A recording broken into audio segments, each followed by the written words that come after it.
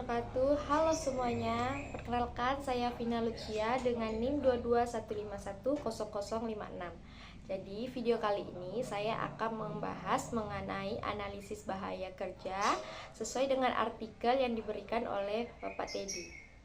Oke teman-teman, di sini saya akan membahas yang pertama yaitu mengenai analisis jenis bahaya kerja.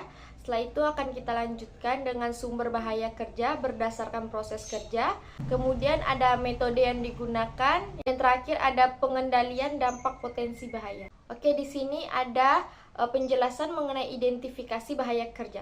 Apa itu identifikasi bahaya kerja? Identifikasi bahaya kerja adalah langkah penting untuk melindungi pekerja dari risiko kecelakaan dari penyakit akibat kerja. Jadi, tugas ini bertujuan untuk menganalisis potensi bahaya di unit produksi plant kernel cruising dan memberikan rekomendasi pengendalian sesuai dengan artikel yang telah dilampirkan. Yang pertama, kita akan membahas mengenai analisis bahaya kerja di unit plant kernel cruising PT Wilmar Cahaya Indonesia. Oke, di sini ada analisis jenis bahaya kerja. Pekerja yang dianalisis adalah proses produksi di unit plant kernel cruising pada PT Wilmar Cahaya Indonesia. Aktivitas utamanya yang mencakup pertama, proses pengolahan inti sawit atau kernel processing, yaitu menggunakan berbagai mesin untuk menghancurkan dan mengolah kernel sawit menjadi minyak nabati. Yang kedua ada proses pengelasan. Kegiatan ini dilakukan untuk perbaikan atau pemeliharaan mesin. Setelah itu yang ketiga ada pengangkutan maternal, yaitu aktivitas mengangkut bahan baku dan produk jadi menggunakan alat berat.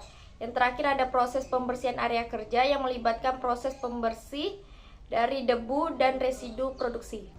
Di sini ada jenis bahaya kerja. Jenis pekerjaan dilakukan di unit plant kernel cruising memiliki potensi bahaya. Yang pertama pada proses pengolahan inti sawit, yaitu bahaya kimia dari soda kaustik, debu, dan asap atau fume. Setelah itu proses pengelasan ada bahaya fisik dari radiasi ultraviolet dan kebisingan dari alat serta bahaya kimia dari asap las. Setelah itu proses pengangkutan maternal, bahaya ergonomis dari posisi kerja tidak ergonomis, dan bahaya fisik dari getaran alat berat. Yang terakhir ada proses pembersihan area kerja, yaitu bahaya biologis dari sanitasi yang kurang memadai. Yang kedua akan kita bahas mengenai sumber bahaya berdasarkan proses kerja. Oke, sumber bahayanya yaitu penggunaan mesin produksi menimbulkan kebisingan, getaran, dan panas lingkungan. Setelah itu bahan kimia itu bersumber dari penggunaan soda kaustik dan paparan debu dalam proses produksi. Setelah itu pengelasan, yaitu ada menghasilkan radiasi ultraviolet dan asap las.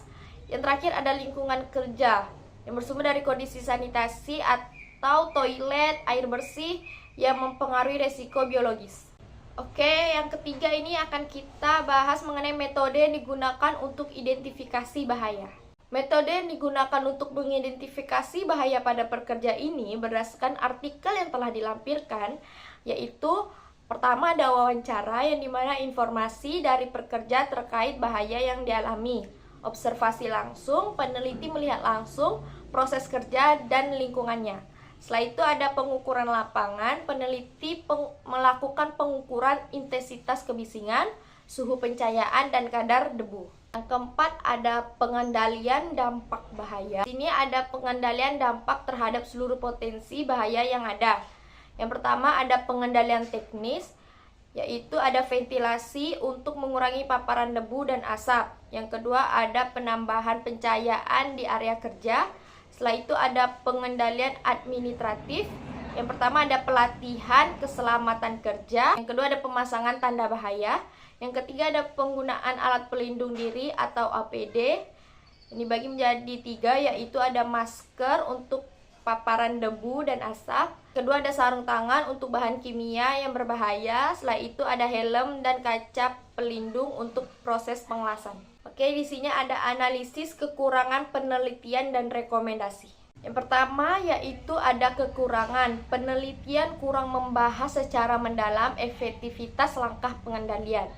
Rekomendasinya itu pengukuran rutin kebisingan getaran debu, dan ketiga yang lebih intensif, dan monitoring penggunaan APD.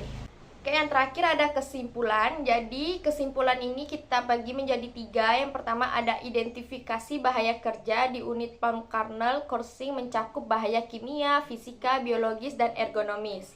Yang kedua ada pengendalian dampak dilakukan melalui pengendalian teknis, administratif, dan penggunaan APD. Dan terakhir ada rekomendasi yang diberikan untuk meningkatkan efektivitas pengendalian dan pelindungan pekerja. Oke, sekian pembahasan mengenai analisis bahaya kerja di unit palm kernel coursing PT Wilmar Cahaya Indonesia. Jika ada salah kata atau salah ucap, saya mohon maaf. Saya akhiri. Wabillahi taufiq wal hidayah. Wassalamualaikum warahmatullahi wabarakatuh. Terima kasih.